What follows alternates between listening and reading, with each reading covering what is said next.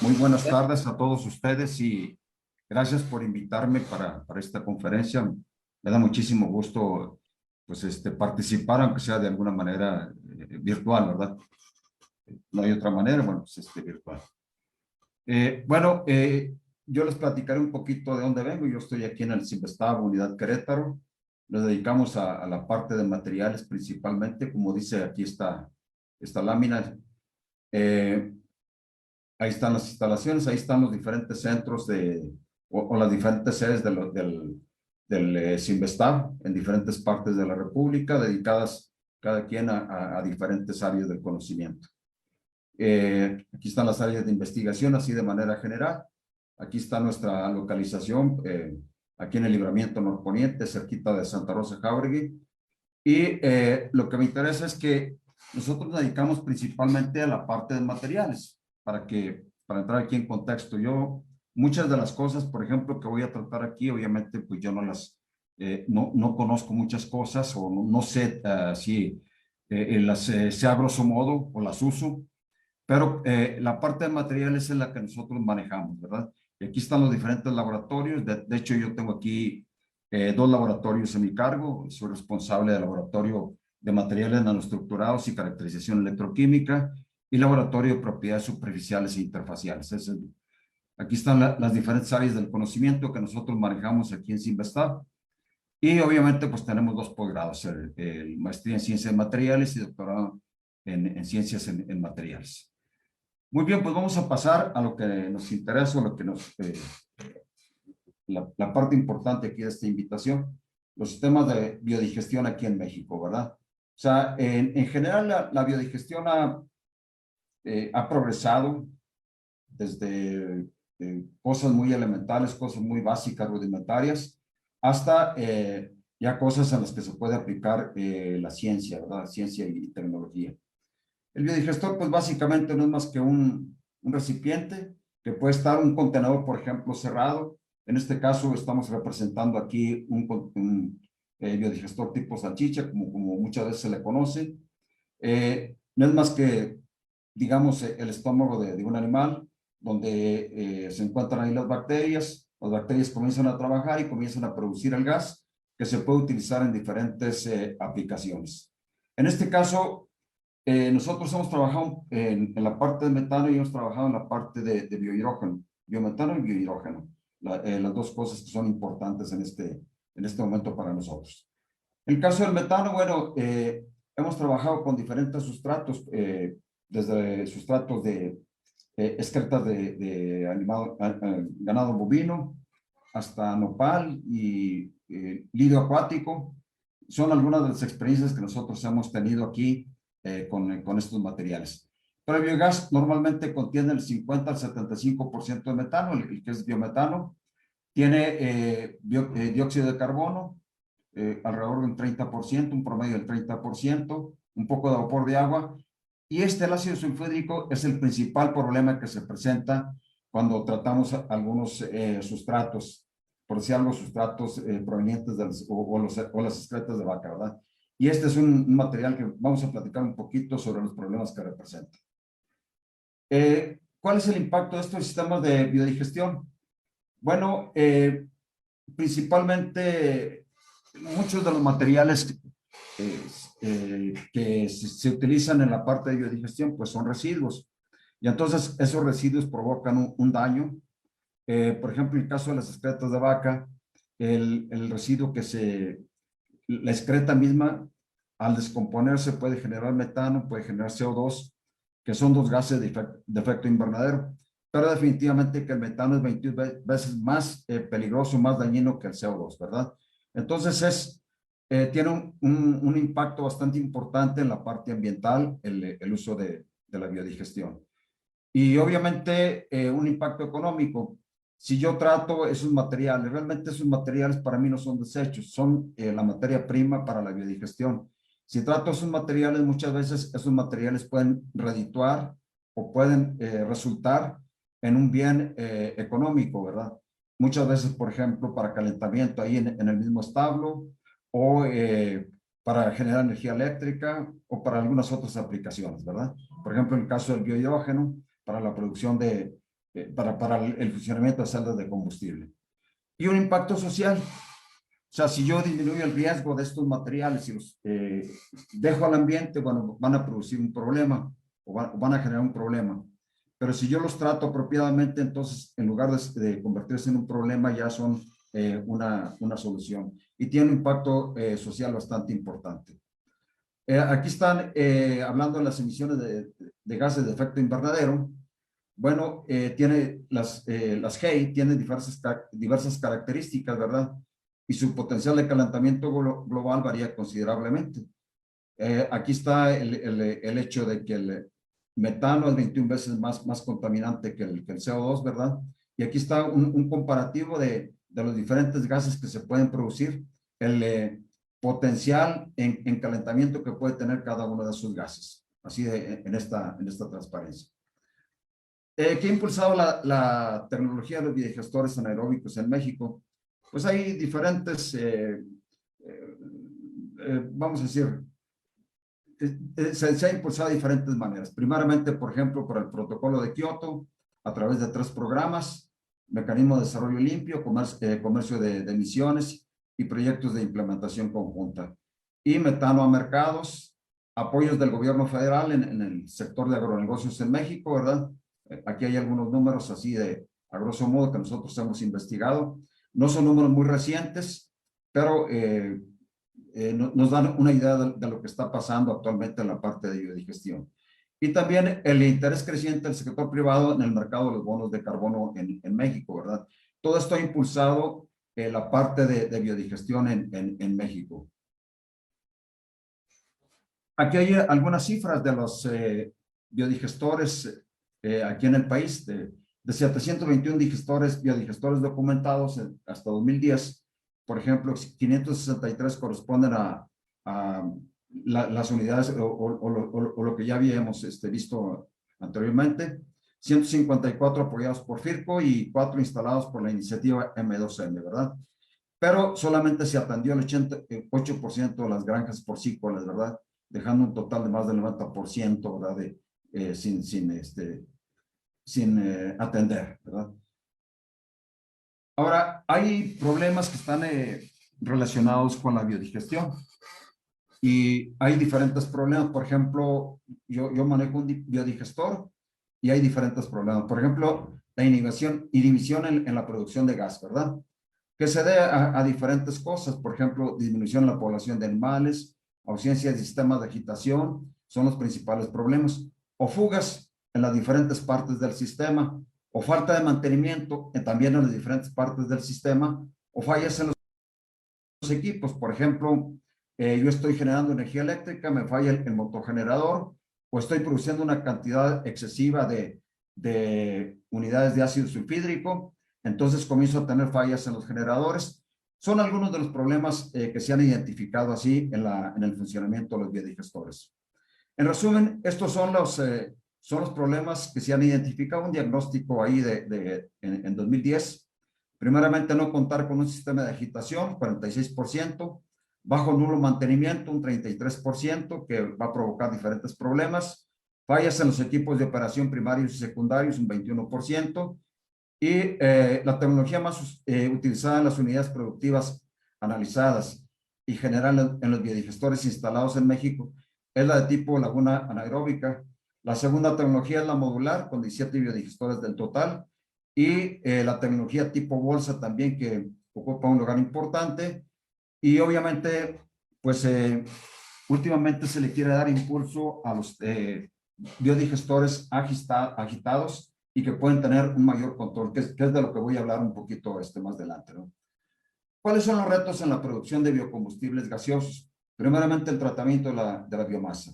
Yo tengo biomasa, yo tengo que tratarla apropiadamente para que las bacterias hagan el ataque apropiado y puedan producir el biogás, que puede ser biometano, dijimos, o biohidrógeno.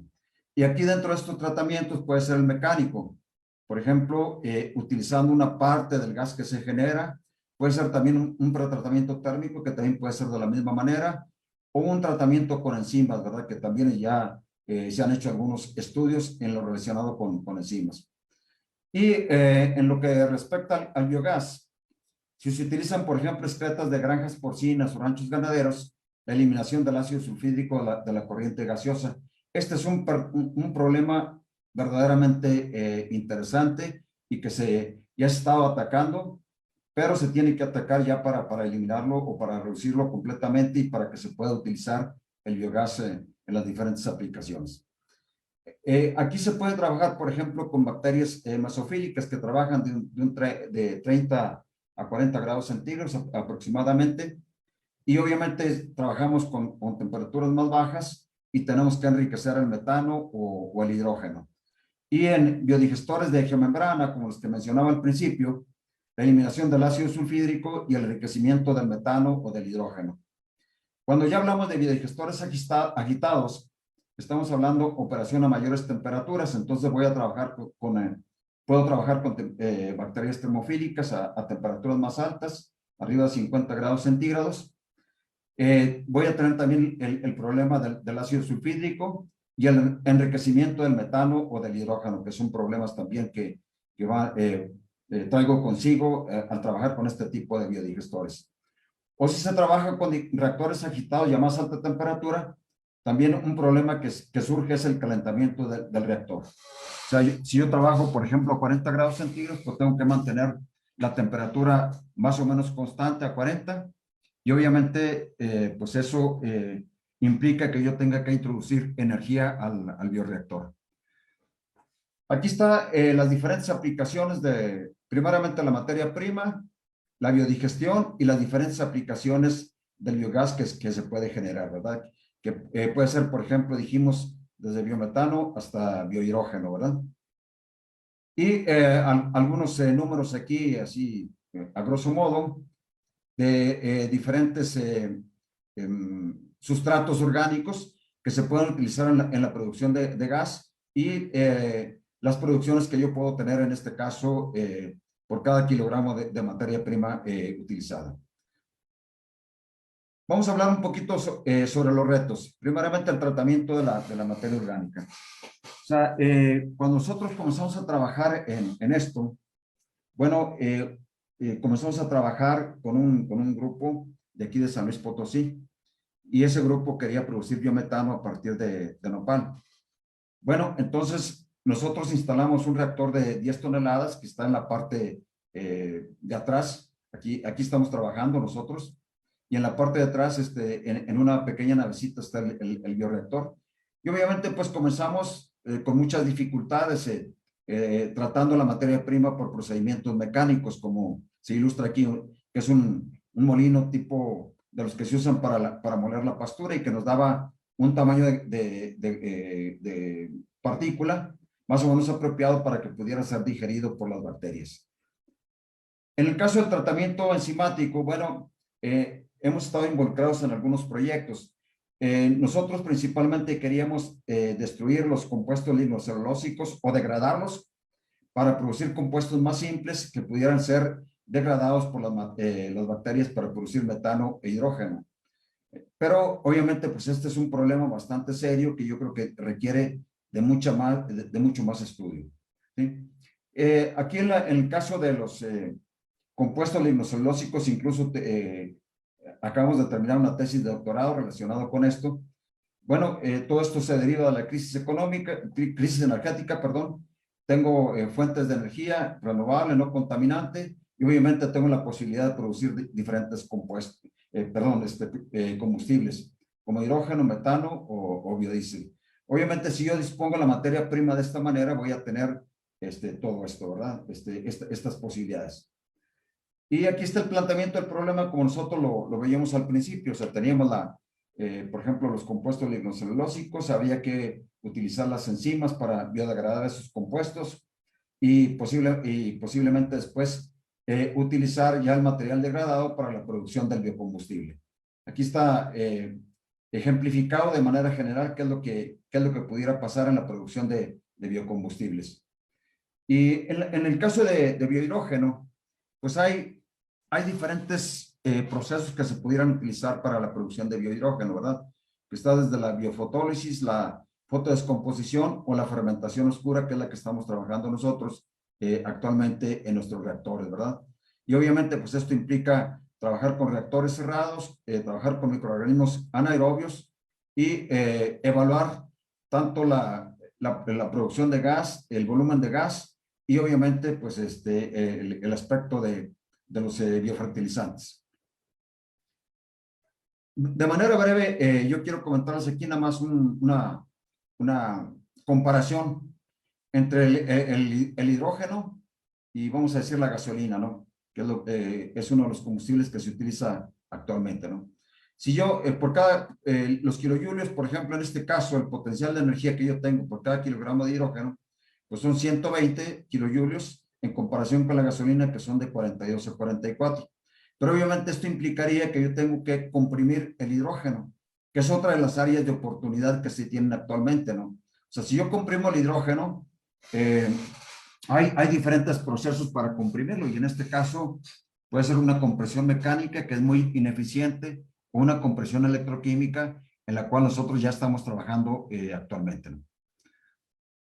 Y aquí está ejemplificado en este diagrama la digestión anaerobia, desde la materia prima hasta la producción de hidrógeno y obviamente en este caso de metano, ¿verdad? Obviamente las condiciones para metano y para hidrógeno varían considerablemente. El metano yo estaría trabajando en pH alrededor de 7, entre 7 y 8, y para hidrógeno actualmente estoy trabajando en pH de 4.7 hasta 5.2. Y la fermentación oscura tiene algunas ventajas, ¿no? La que estamos trabajando nosotros. Primeramente, las tasas de producción pueden ser muy altas. Se puede producir metano e hidrógeno de manera constante. No depende de fuentes de luz externa. Los sistemas de digestión anaerobia en los que actualmente se cuenta con una fase de acidificación podrían convertirse para obtener en esta primera fase hidrógeno y de este modo aumentar la rentabilidad de dichos procesos. Las desventajas pues son los sistemas de producción, por ejemplo, en el caso de hidrógeno, son más complejos que los destinados a la producción de metano, bajo rendimiento, el producto líquido precisa tratamiento posterior debido a su alto contenido en ácidos grasos volátiles y fase de tecnología para cosechar o para obtener el hidrógeno tan pronto se produzca, ¿verdad? O sea, hay que producirlo y hay que utilizarlo rápidamente. Bueno, aquí un poquito sobre la masa lignocelulósica o la biomasa lignocelulósica. Son materiales bastante complejos, ¿verdad? Es lo que les comentaba desde un principio.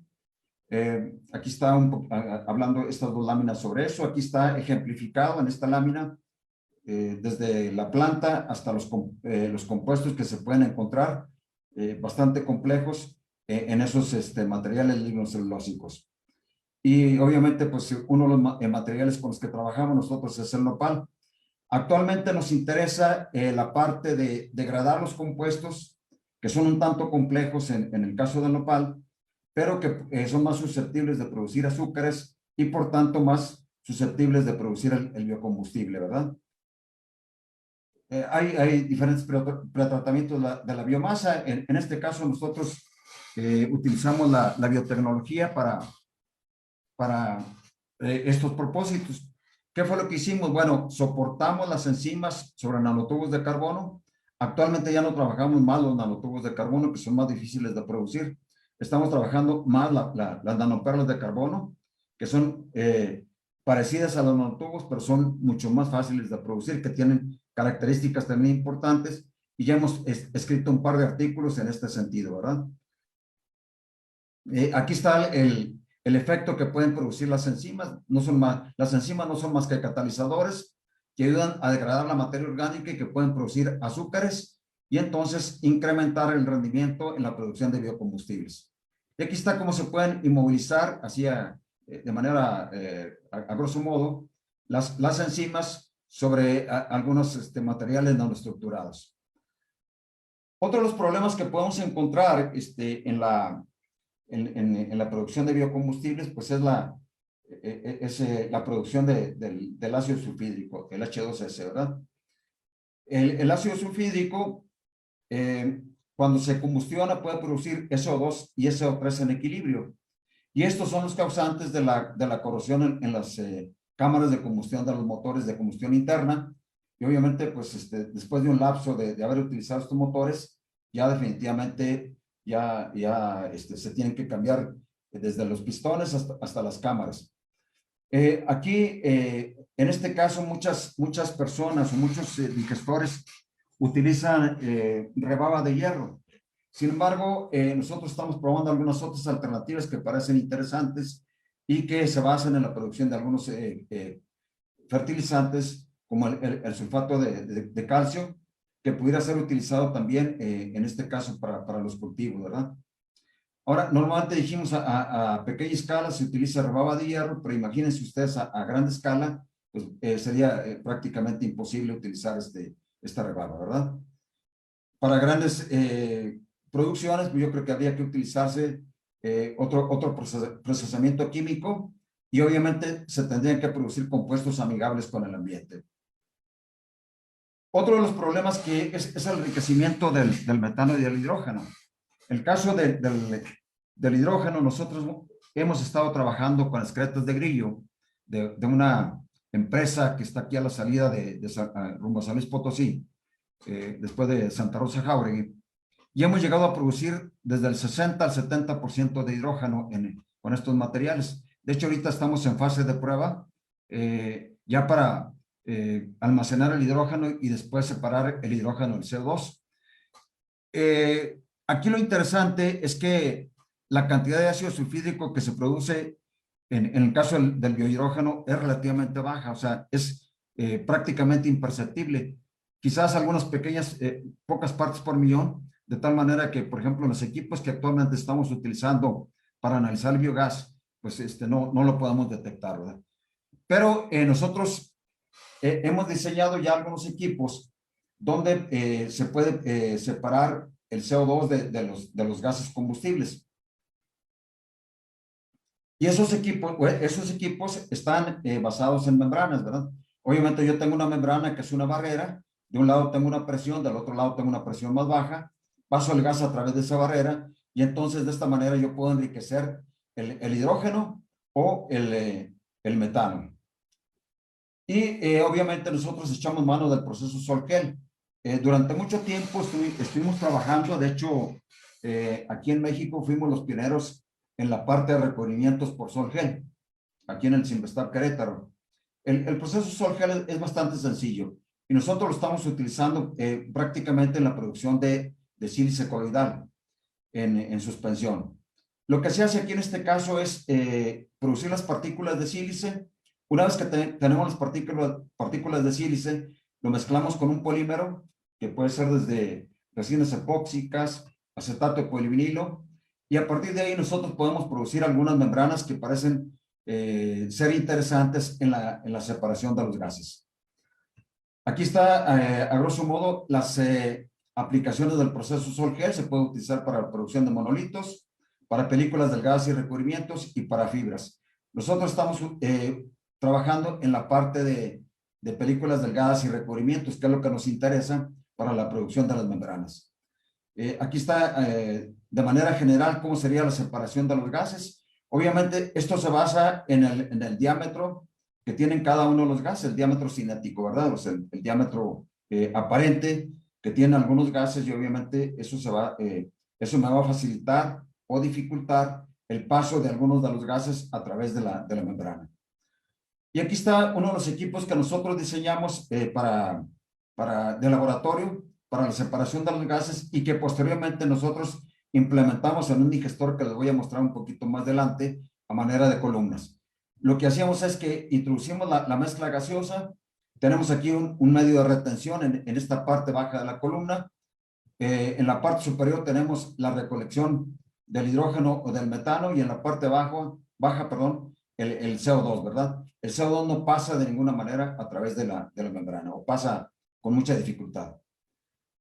Aquí están algunas micrografías de los recubrimientos, de las membranas que nosotros estamos ya fabricando y que estamos implementando en un dispositivo para la separación de los gases, ¿verdad? O sea, aquí están las partículas de sílice y obviamente esas partículas están inmersas en el polímero y soportamos este material sobre una malla de acero inoxidable, que es malla 325. Y aquí está una lámina donde se aprecia, por ejemplo, cómo se puede separar el hidrógeno, el metano, el nitrógeno y el CO2.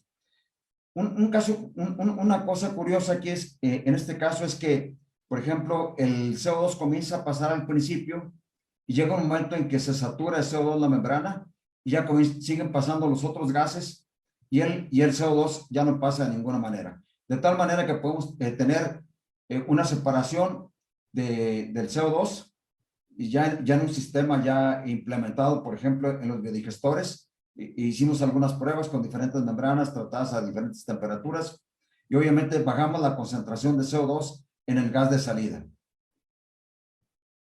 Este es uno de los digestores que nosotros fabricamos ahí en el Simvestab. Lo hicimos con un tanque hidroneumático y le pusimos una chaqueta de calentamiento en la parte inferior y obviamente con todos los sistemas de alimentación y compresión que se pueden apreciar aquí en el biodigestor.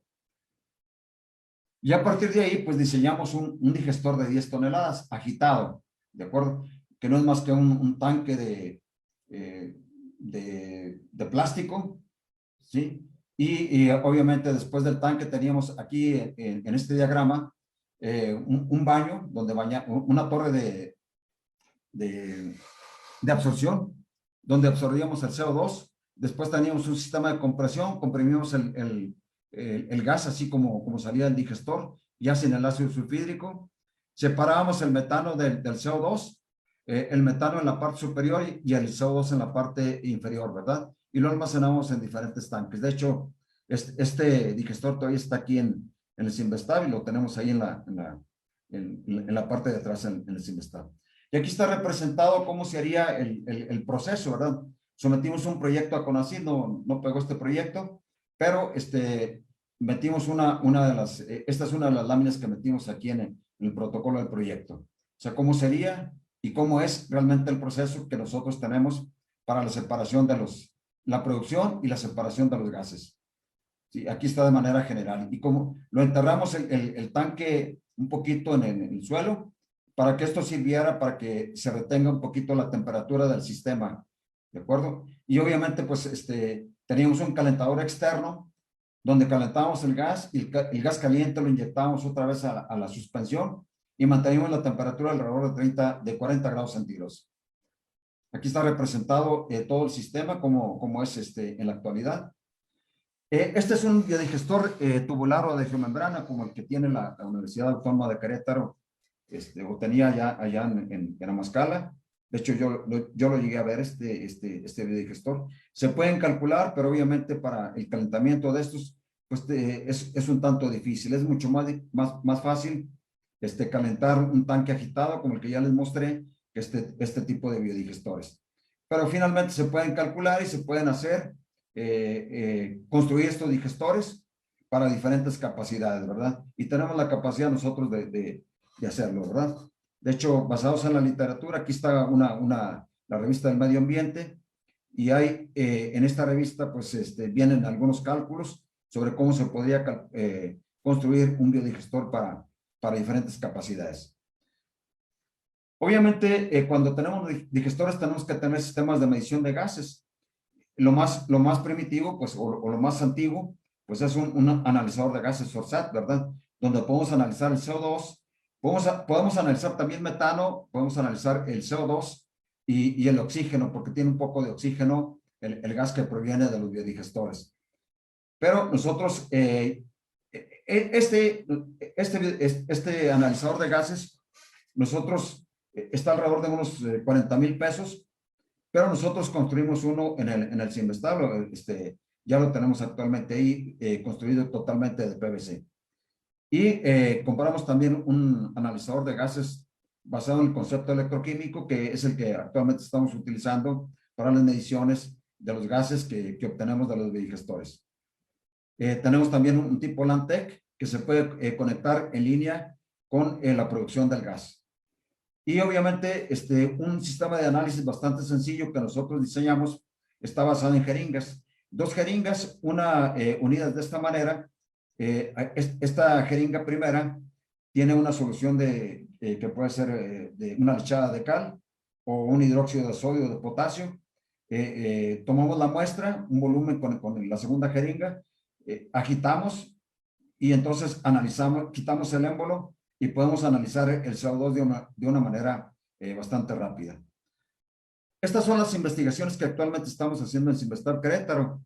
Primeramente tenemos biodigestores pequeños de 20 litros. Actualmente tenemos 2 en funcionamiento para la producción de biohidrógeno, pero queremos usarlos también para la producción de biometano. Los estamos utilizando con cereza de café, con hoja de tomate que se desperdicia en los invernaderos. Lo hemos utilizado también con lo que es la borra del café o los asientos del café de las cafeterías. Y actualmente también lo estamos utilizando con excreta de grillo, ¿verdad? Que dijimos se produce bastante gas, biohidrógeno principalmente, y con un contenido de hidrógeno bastante alto, del 60 al 70%.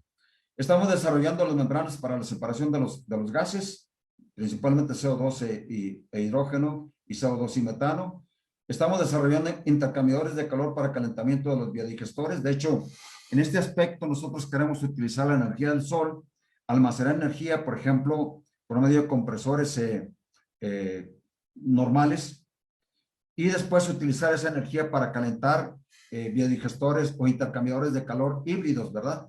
Esos intercambiadores de calor híbridos ya lo hemos probado y parece que tienen buen resultado. Tenemos ya el recubrimiento para estos calentadores y obviamente estamos implementando todo esto en biodigestores de 200 litros que vamos a construir en unos 2 meses. Y también hemos desarrollado reactores electroquímicos para la producción de biometanol y desarrollo de electrolizadores para producción de hidrógeno. De hecho, hicimos recientemente un cálculo para la producción de una planta de 25 kilos, 25 kilowatts basada en hidrógeno, pero obviamente el retorno de la inversión es muy alto. Estamos hablando de entre alrededor de 15 a 20 años. Entonces, el inversionista no se animó a construir esta planta justamente por el tiempo tan prolongado del retorno a la inversión. Pero obviamente seguimos trabajando en este sentido para la producción de hidrógeno y esperamos pues de alguna manera bajar los costos. Y pues esta es esta es mi presentación. Muchas gracias por su atención y espero sus comentarios. Muchas gracias, doctor Juan Francisco. Sin duda muy interesante su conferencia, muchos datos que nos revela también de todas las investigaciones que han estado llevando y una temática muy, muy interesante, ¿no? La cuestión de los biocombustibles. Muchas veces esto de la cuestión de los biocombustibles, siento yo que en algunas situaciones llega a pasar como o no se le da la debida atención que se le debería de dar, puesto que pues es un gran potencial energético el que no solamente industrias alimentarias y otras a veces pues desperdician. Yo en lo personal, en mi perspectiva, sobre todo las industrias de alimentos que tienen mucha merma de producción y que pudieran de alguna manera utilizar esa merma de la producción de la industria alimentaria para generación de biocombustibles. En lo particular, pues yo también siento afinidad por el trabajo de lo que viene siendo el uso de los biocombustibles, como muchos otros compañeros que están aquí en la Facultad de Ingeniería, la doctora Claudia, por ejemplo, que también trabaja biocombustibles, el doctor Jorge Noel Gracida, Aldo Amaro, entre muchos otros que están también en otras facultades, también como la Facultad de Química. Quisiera invitar al público, preguntarles si alguien tiene alguna pregunta, algún comentario para el doctor Juan Francisco. Recuerden que pueden hacer sus comentarios, sus preguntas a través del chat. Dice aquí a la Torre Jacome, dice, doctor, ¿hay algún ensayo con microalgas? ¿Qué nos podría comentar, doctor? No, no lo hemos hecho. Es un candidato, pero como no tenemos la fuente, nosotros nos basamos, por ejemplo, principalmente en lo que tenemos en el estado. En el estado, por ejemplo, tenemos un desperdicio bastante importante de asientos o borra de café que le llaman. Tenemos la excreta de grillo. Tenemos desperdicio de los invernaderos. Tenemos excretas de de ganado bovino, principalmente, ¿no? Últimamente me abordó un productor que tiene caballos, pero él es del estado de Veracruz y queremos hacer un estudio con excreta de caballos, ¿verdad? Para ver la posibilidad de producir. Pero ya nos estamos abocando ya más a proyectos de ciencia aplicada, ¿verdad? Porque he visto muchos estudios en la literatura y obviamente a veces son interesantes los estudios, pero nosotros queremos resolver los problemas que se presentan principalmente y qué es lo que mostré aquí en esta presentación. O sea, yo tengo un biodigestor agitado, pero yo tengo que meterle calentamiento. Si no, mis producciones van a fluctuar mucho, ¿no? Entonces, son los materiales que hemos tratado actualmente, algunos de ellos, y seguimos realizando los estudios. Obviamente, después de la biodigestión, queremos tratar el biofertilizante para posiblemente bajar la humedad del material entre el 10 al 15% y ya que sea un material ya comercial, ¿verdad? Pero eso es lo que hemos hecho actualmente. Muchas gracias también. Hay otra pregunta por aquí. Bueno, dice, muy amable por su respuesta. Dice el doctor Enrique Rico también, gracias por su apoyo, doctor. Le manda saludar, le manda agradecer el doctor Enrique Rico, también profesor investigador del campus Amascala. Quisiéramos seguir haciendo la invitación. Tenemos buen tiempo, todavía tenemos incluso hasta 20 minutos más, por si alguien desea hacer más comentarios. Nos gustaría de verdad hacer la invitación, amplia invitación, para que nos hagan sus comentarios, su agradecimiento también aquí lo podemos leer. Doctor, también, pero a la vez también quiero preguntarle, doctor, de su tiempo, cómo vamos de tiempo, no le agarramos. No hay ningún problema, Gonzalo, no hay problema en eso. Muchas gracias. Doctor, a mí en lo particular, en lo que alguien más se anima a hacer más preguntas, en lo particular, bueno, yo trabajo hidrógeno, pero nosotros lo hemos producido a través de celdas electrolizadores, ¿no? Sí, electrolizadores. A lo que es, ¿cuántos litros de producción han logrado mediante estos biodigestores? Por ejemplo, en una celda electrolizadora, pues podemos generar celdas que tienen una producción de 1 litro, 5 litros, hasta 10 litros de una manera todavía controlable, ¿no? Por la parte eléctrica, ¿no? Porque la parte eléctrica, pues hay un consumo alto de corriente, estabilizar, obviamente, pues estos mini reactores, que en su mayoría son muy caseros hasta cierto punto. La pregunta es, ¿cuánto se ha podido lograr de producción de hidrógeno en estos? Mira, Gonzalo, muchas gracias. Es una pregunta bastante interesante. Y de hecho, ese es uno de los parámetros que se tienen que determinar, por ejemplo, cuando se quiere construir un reactor ya de X capacidad, ¿verdad? O sea, las dos cosas importantes, primeramente, la calidad del gas, o sea, ¿qué tanta calidad tengo? El tipo de material que voy a utilizar, el tipo de material orgánico, excreta o desecho, lo que sea. Segundo, a ver, ¿qué calidad me va a producir de hidrógeno en este caso, o de metano si se va a producir metano, ¿no?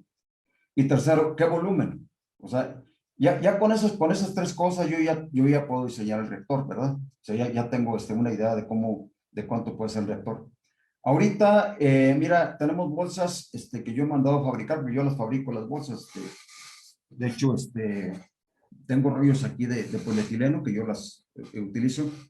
Estamos hablando que por cada 100 gramos, una bolsa son de 40, como 35 centímetros de diámetro, y estás hablando como de 25 a 30 centímetros de altura por cada 100 gramos. O sea, habría que hacer el cálculo, todavía no lo hago yo, por cada 100 gramos de material que yo estoy alimentando.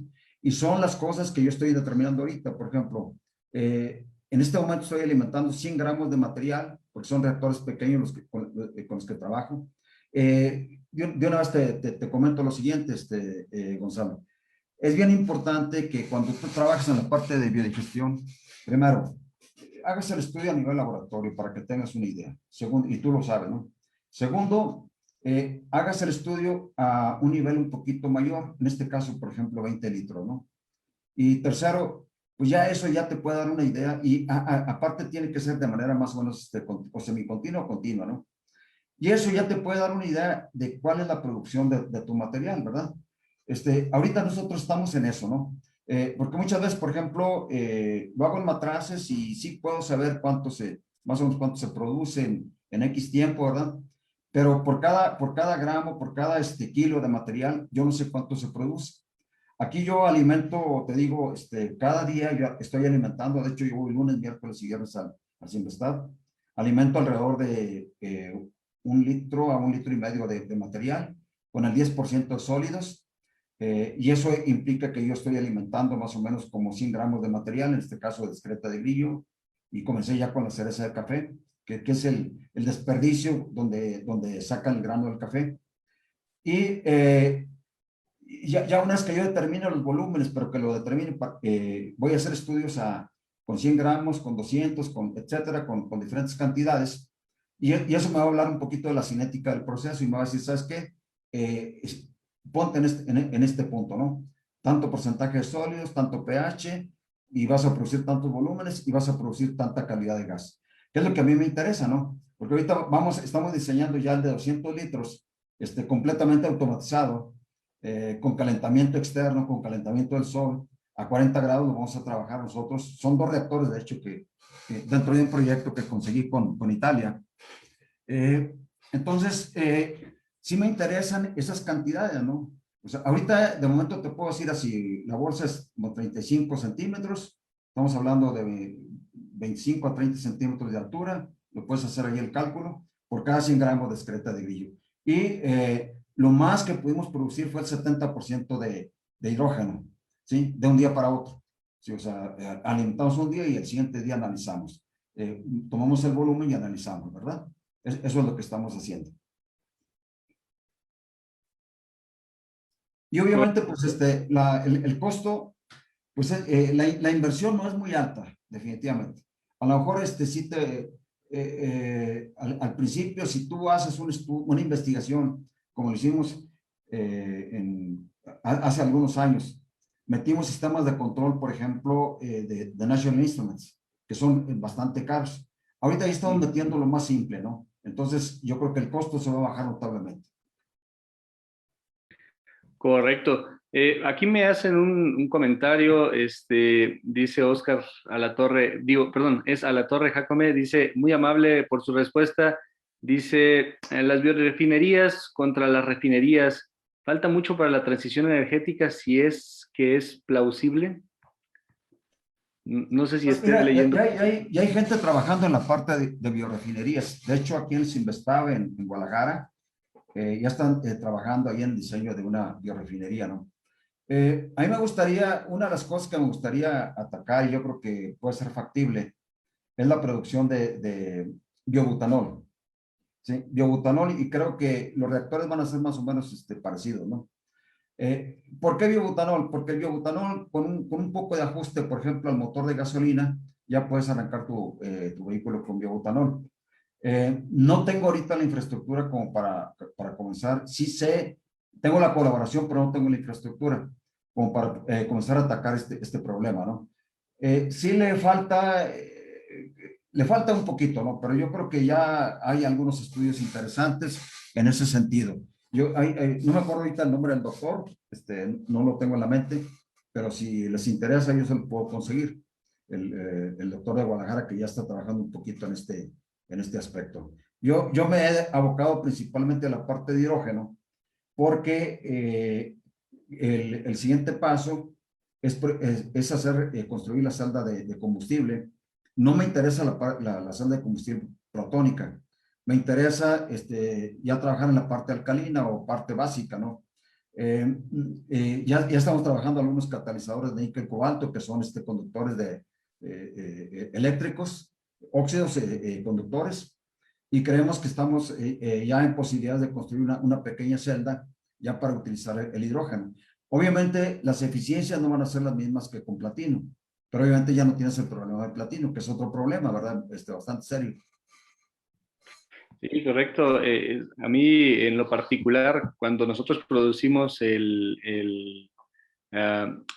hidrógeno a través de estos pequeños reactores, también con electrolizadores, pues tienes el problema, ¿no? El cromo hexavalente que se produce al momento de degradar lo que viene siendo el acero 304, y al momento de tener esta degradación, pues si metes, por ejemplo, alguna sustancia muy alcalina, como lo clásico, ¿no? Sosa Dióxido de cáustica, potasio. Sí, sí. empieza a degradar poco a poco el acero. Entonces, dentro de los residuos o dentro de la parte residual y se queda en el electrolito detector, pues tenemos el cromo hexavalente, ¿no? Que sabemos que es cancerígeno. Y por otro lado, pues si cambia uno el electrolito por un electrolito más suave, cal, por ejemplo, agua con cal, agua con bicarbonato, pues tenemos el inconveniente de que las eficiencias del reactor se bajan Se bajan considerablemente, ¿no? considerablemente. Mira, La, la- nosotros incluso montamos un electrolizador con celdas de solares, ¿no? Aquí en el Sinvestar.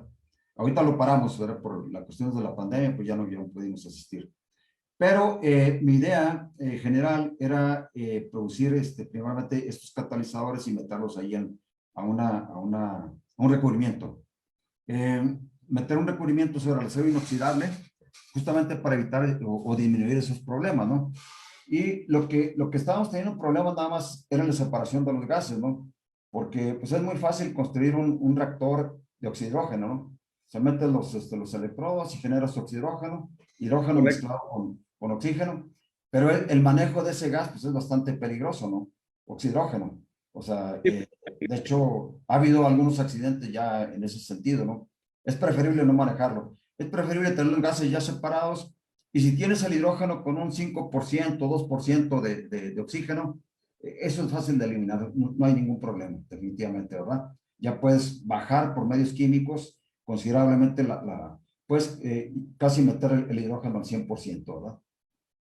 sí, ese es el problema, ¿no? Que el oxihidrógeno es un gas que métricamente ya viene listo para incendiarse, solamente requiere la chispa. ¿Por qué? Porque tiene la cantidad precisa de hidrógeno y oxígeno, tiene el combustible y el comburente juntos, y pues lo almacena uno en un tanque y literalmente lo único que necesita es un pequeño iniciador para que esta cosa explote, ¿no? No Sí, necesita el oxígeno ambiental para producir una explosión, y efectivamente esa es la peligrosidad del oxihidrógeno. Normalmente cuando se produce el oxihidrógeno a través de estos reactores, lo que hacemos es implementarlo, ¿no? En el caso de un servidor y con mi equipo de trabajo, lo que hemos estado haciendo es, por ejemplo, inyectarlo directamente a la cámara de combustión del motor a través del múltiple de admisión, y hacemos precisamente la mezcla de gasolina con etanol también para hacer sí, híbridos, ¿no? Gasolina hasta 50-50. Tenemos vehículos experimentales en la Facultad de Ingeniería donde tenemos gasolina, etanol al 50%, o bueno, 49% por decirlo así, y hasta 1% de hidrógeno como digamos, un mejorador de la combustión al momento de hacer la combustión completa. A mí se me hizo interesante el comentario que hizo sobre el butanol en las posibles biorefinerías que se podrían desarrollar ahí en Jalisco, en Guadalajara, porque, pues vaya, es un paso muy interesante. Muchas veces creemos que los vehículos que nosotros utilizamos el día a día solamente pueden trabajar con gasolina, ¿no? Y nos venden la idea esta de siempre únicamente con gasolina y gasolina, pero la realidad es que los vehículos de combustión interna pueden utilizar otros combustibles. A veces los ajustes son mínimos, o a veces el simple hecho de combinar mitad y mitad gasolina con etanol puede ayudar a que ya pues nuestro nivel de contaminación sea menor. Claro, definitivamente. vehículos más modernos con sistemas electrónicos de detección de cómo va la mezcla, y etcétera, pues sí pueden llegar a marcar algunas alertas, pero estas son fácilmente tratables, ¿no? Definitivamente. Sí. Pues, doctor, tenemos aquí otro comentario, dice, nos vuelve a comentar a la torre, dice, mucha suerte, doctor, muy pertinente y hasta urgente el llevar a cabo estos valiosos ensayos que sean fuentes de datos fácticos, dice aquí. Bueno, pues definitivamente, ¿no? Este tipo de tecnologías es importante. Veo que aquí nos pone en su última presentación, doctor, datos de contacto de aquí de Sinvestab, de la unidad Querétaro. ¿Sí? No sé si también pudiera presentarnos por ahí su correo electrónico, si alguien quiere hacer algún contacto directo, si Sí, usted... ahorita ya mi correo es nada más jfperez@sinvestab.mx. Y Ok, cualquier cuestión, cualquier duda, incluso, por ejemplo, hemos aceptado a muchos estudiantes que han contribuido. Todo esto es la sumatoria de esfuerzos que hemos hecho, ¿no? Hemos tenido muchos estudiantes que han aportado ya a todo este tipo de cosas, ¿no? De hecho, tuve un estudiante allá de la Sierra de Veracruz, de Zongolica, y con él hicimos el desarrollo de la membrana para la separación de gases, ¿no? O sea, ahorita ya podemos separar hidrógeno de CO2, hidrógeno de oxígeno, sin ningún problema, ¿verdad? Con el uso de esta membrana, ¿verdad? Entonces, la aportación de los estudiantes, obviamente, que juega un papel bastante importante. Yo lo considero así. Y son estudiantes tanto de nivel técnico, licenciatura o posgrado, ¿verdad? correcto. Pues me voy a permitir presentar su reconocimiento, doctor Juan Francisco. Sí, Eh, gracias. Permite, voy a quitar su presentación un momento. Y bueno, queremos hacer entrega de este reconocimiento que le haremos llegar también de manera digital a su respectivo correo, jfperez@sinvestab.mx, ¿correcto, doctor? Afirmativo, Muy afirmativo. Gracias. Entonces, la Universidad Autónoma de Querétaro, a través del 17º Congreso Internacional de Ingeniería, CONIN, otorga el presente reconocimiento al doctor Juan Francisco Pérez Robles por su conferencia magistral Perspectivas, Problemáticas e Investigación en la producción de biocombustibles a partir de diferentes substratos orgánicos. Muchas gracias, doctor Juan Francisco. De verdad le agradecemos su tiempo, su paciencia y que nos haya dedicado aquí unos momentitos para platicarnos acerca de las investigaciones que están realizando ahí en su equipo de trabajo.